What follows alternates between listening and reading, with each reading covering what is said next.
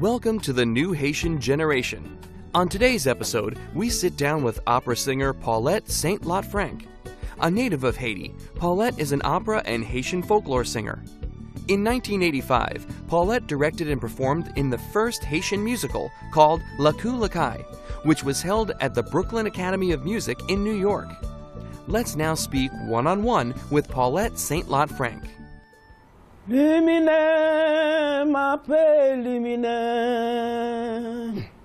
La prière m'appelle la prière. Dis lumine, m'appelle lumine. La prière m'appelle la prière. Lumine m'appelle lumine pour le royaume côté nous yé. La prière m'appelle la prière pour le royaume côté nous yé. Shango lumine pour le royaume. La prière pour le royaume, Aïda Wedo, pas ouais m'engager. Ah bon. Tell me a little about your background. My name is Paulette Saint-Lot Frank. I was born in Pétionville, Haiti. It's a small village close to Port-au-Prince. But I was raised in Port-au-Prince with my brother, André, and my sister, Simone. My mother, the name of my mother was Aglae Rameau Saint-Lot. And my father was the late Dr. Emile Saint-Lot. I went to school in Port-au-Prince at Mrs. Durocher. This is elementary school, and also at La Sagesse. And I have my both diplomas, baccalaureate, we call it in French, in Port-au-Prince. What was your childhood like growing up? It was very simple. In Haiti, your childhood, you have to go to school. And in vacation, we have a village. We have to go to Fermat. It's close to Kinskov. It's a small town also, where we go on vacation with my brothers and sisters and enjoy the summertime. Nothing special. You know, for the childhood, you have to go to school and study, and there's not a lot to do. Tell me about your family environment. Especially, I will talk about my mother was a very, very well-known. But my father, Dr. Emile Saint-Lot, he was a Haitian diplomat, a cabinet member, educator, very brilliant, a legislator, spokesman, jurist. He was the Haitian plenipotentiary at the signing of the United Nations Charter in 1945 in San Francisco. And he was also considered to be the father of the Universal Declaration on Human Rights. He was nominated by his colleague to be the spokesman and the rapporteur of the Third Committee under the chairmanship of Mrs. Eleanor Roosevelt, the spouse of President Franklin Delano Roosevelt. And if I have to conclude, he was also the Haitian diplomat who casted the unique vote needed for the independence of Libya.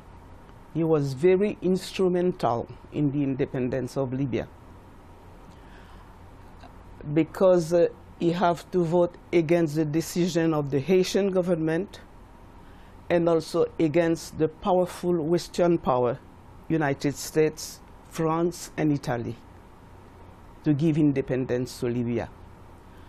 And he was compelled to choose exile after this historic vote.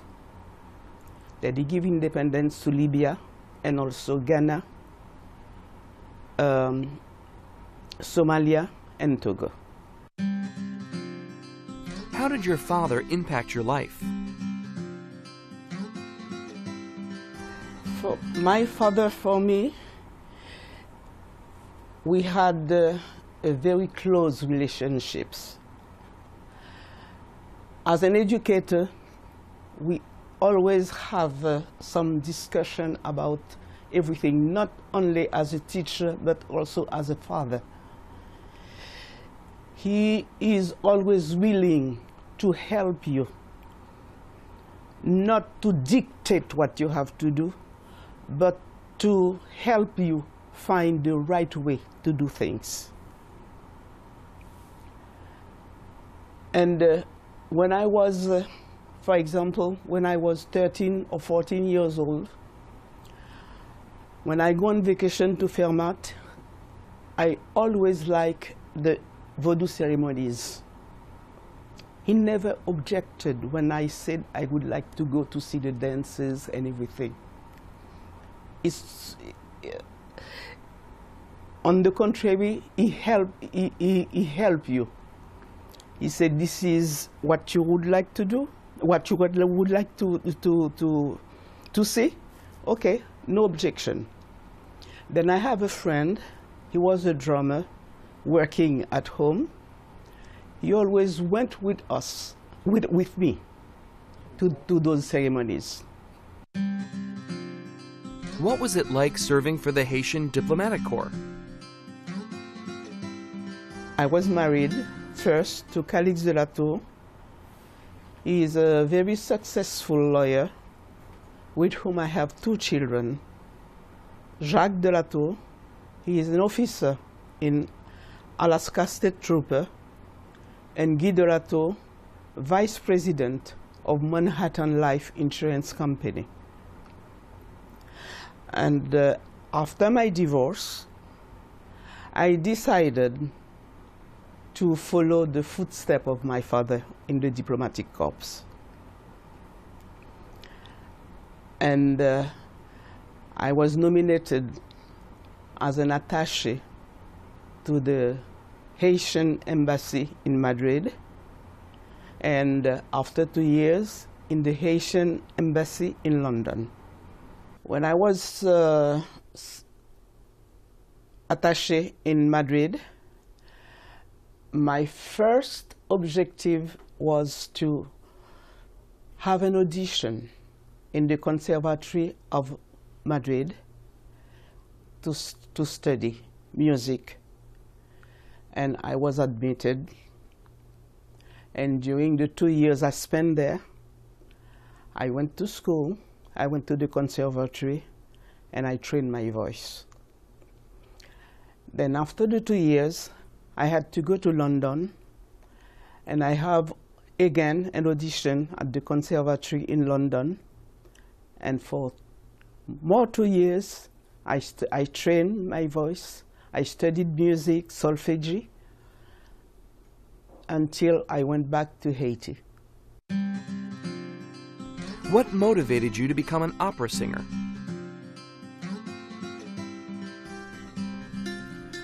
I always liked opera, and I was trying to imitate all the singers that I like, just like Renata Tebaldi, Leontine Price, Lily Pons, and I was always singing with the records,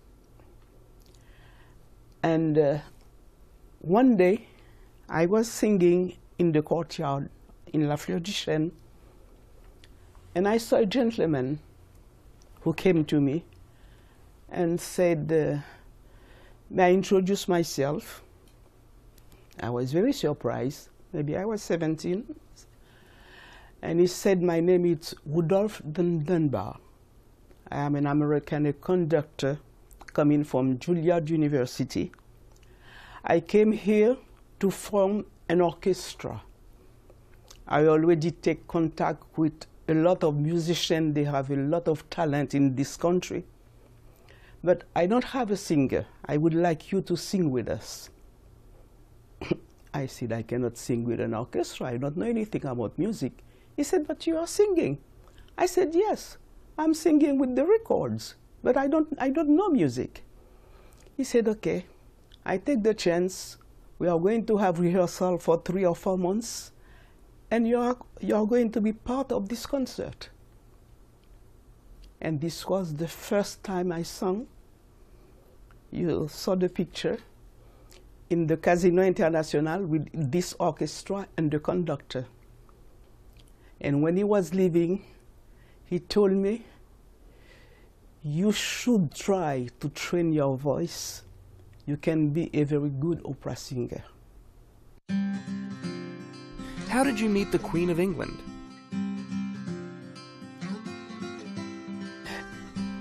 It's an official presentation of all the members of the Embassy of Haiti.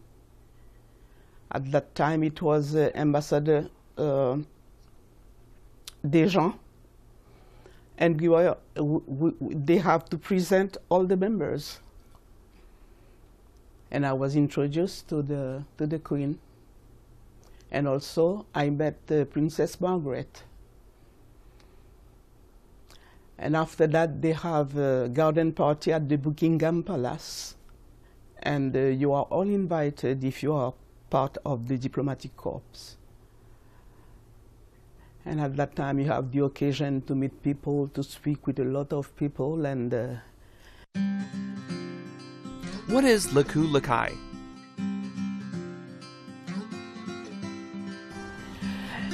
Lakou Lakai, one day, I have to say first that almost every year, my late husband, Dr. Henry Frank, he was director of the American Museum of Natural History. He always called on the Igbo dancers, the group of Lunes, La Troupe Lunes, and Myriam Dorisme, a singer, folk singer, and us. Every year we have to perform at the American Museum of Natural History. And this is where I met Myriam Dorisme. And the two voices always matches together. Then one day she called me. She said, she called me Pupul. Why don't you try to write a musical in the US? I said, okay, I can try. And it took me 2 years to write this piece. With the help of my late husband, I called on Lunis group and my group to make up what I call a masterpiece.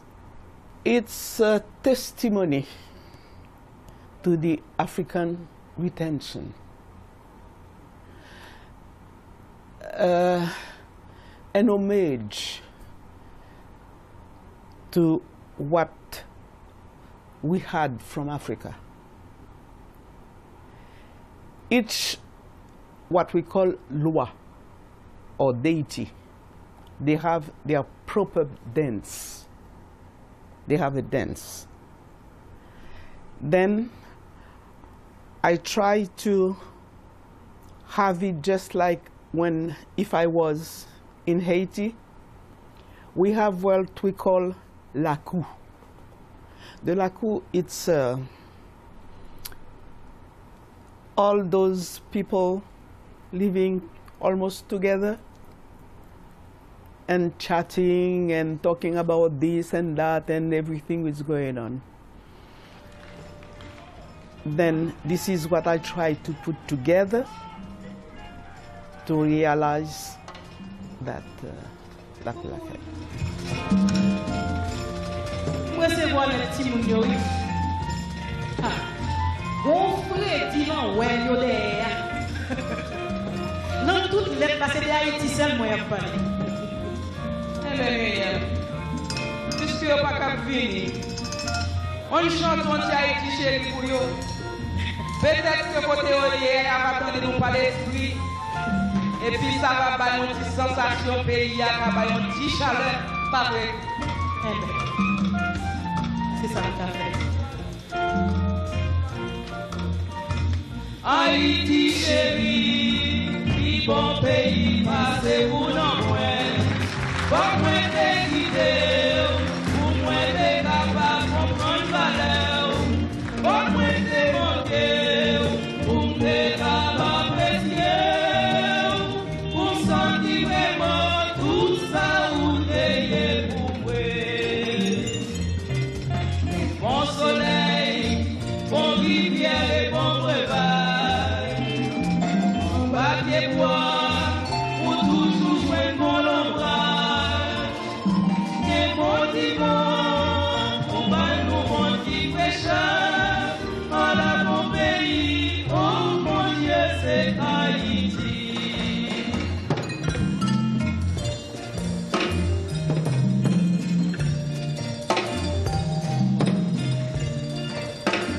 Dans nos pays blancs, où est toute fille qui nous seule couleur.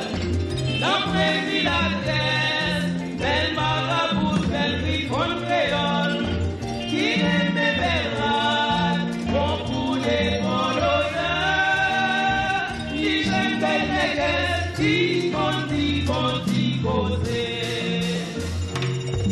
Dans pays, ouais, le tout bon monde si à yo. Sorti en balle, ou sorti en cinéma. C'est pour aider, c'est pour camper John Loulou. À la mon pays, oh mon Dieu, c'est Haïti.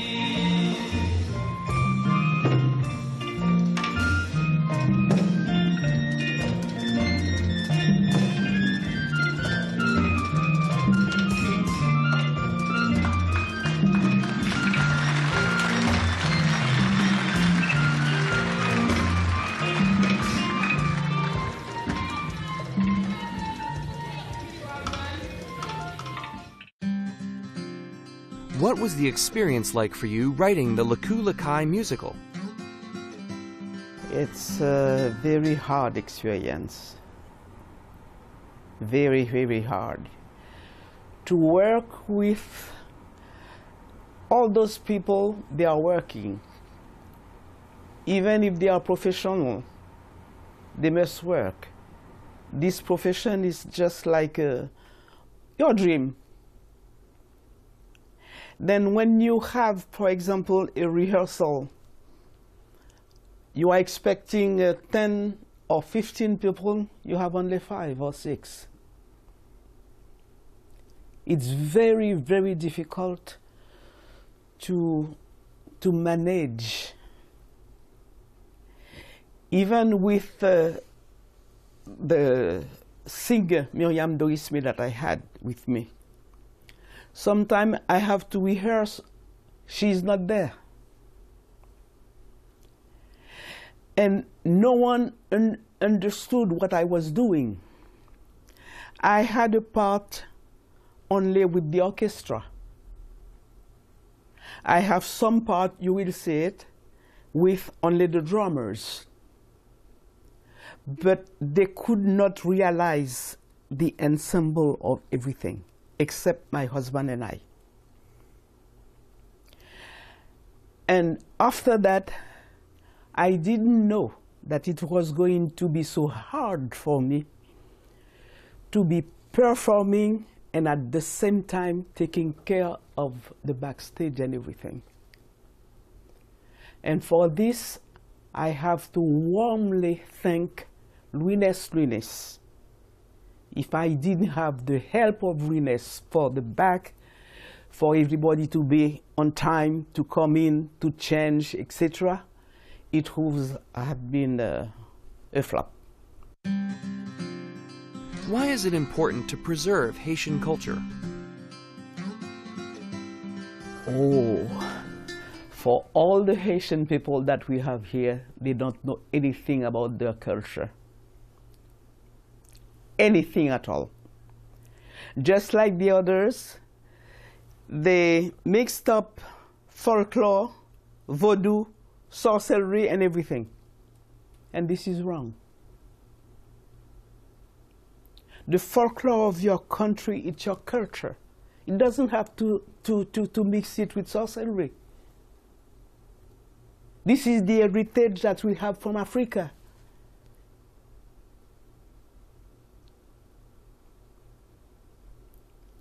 Voodoo is something else. It's also from Africa. But voodoo is a religion. The dances come from the voodoo.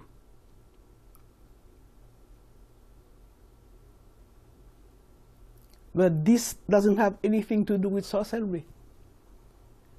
Then you have to try to explain it to them, because some of them, they were born here. They are Haitian. Some of them doesn't even speak Creole. And I think this is wrong. Haitians should speak Creole. Not French if you cannot, English, but you have to speak Creole. If you have to go back and see your grandmother, or whatever, your aunt, what are you going to talk with them? They don't speak English. My mother did not speak English. Tell me about your career in opera.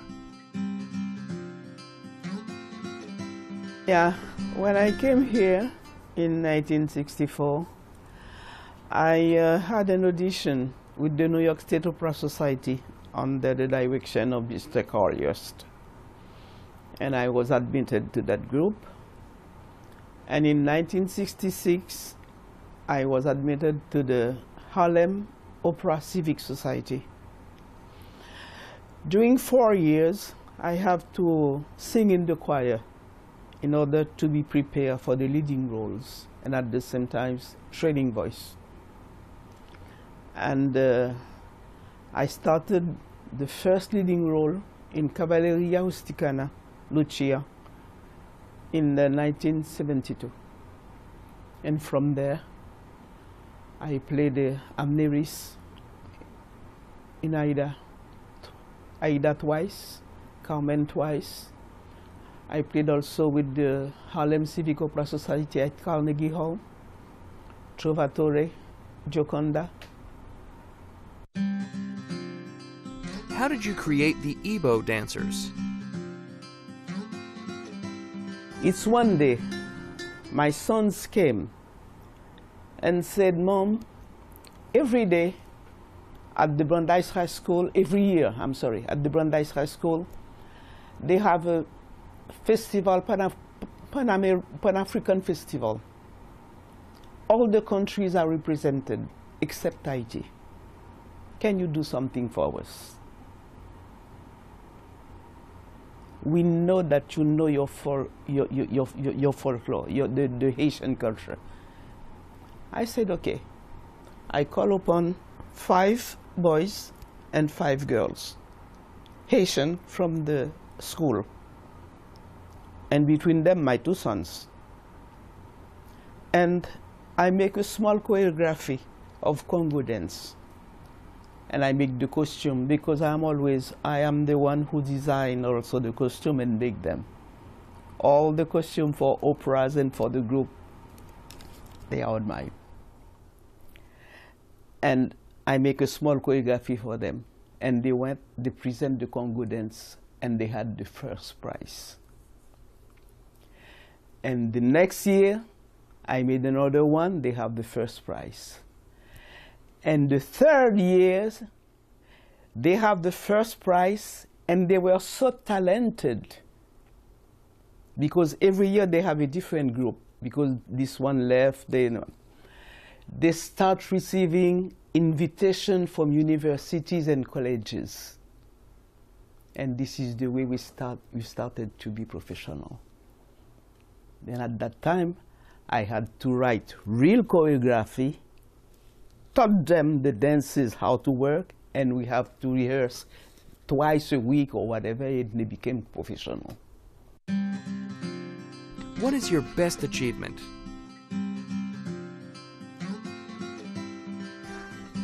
My best achievement, it's having raised my two sons successfully. My two sons, Jacques and Guy de Latou. And also the children of my sister, because she died in Africa. I helped them the best I could, because she had four children. The last one didn't even know her mother, because she died 3 days after the birth of the last one. What advice would you give to Haitian Americans today? I would ask them to have more unity. I would like them to be more bilingual and to try to educate their children the way we were educated in Haiti, instead of trying to have them more American than Haitian. They can be both.